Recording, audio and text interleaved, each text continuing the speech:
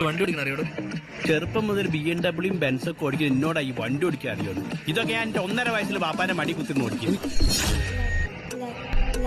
എടാ കാറ് ഞാൻ പുതിയാപ്പ വളവ് കിട്ട് വളഞ്ഞൊരു 30-32 സ്പീഡില് എന്നിട്ട് വരുമ്പോ ഒരു ബസ് എന്ത് വരവറിയും ബസ് ഇങ്ങോട്ട് വരല് ഞാനൊരു ഒറ്റ വെട്ടിക്കല. എനിക്കൊന്നും പറ്റിയില്ല.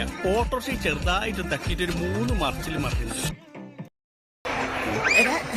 പിന്നെ ഇങ്ങനെയൊന്നും അല്ലടാ. ഞാനേ പോളിടെക്നിക് പഠിച്ചതാ.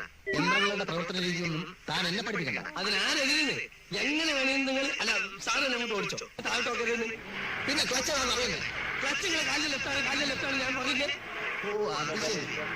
അപ്പൊ ക്ലച്ച് ഇടുമ്പോ ഗിയർ അമർത്തണല്ലേ?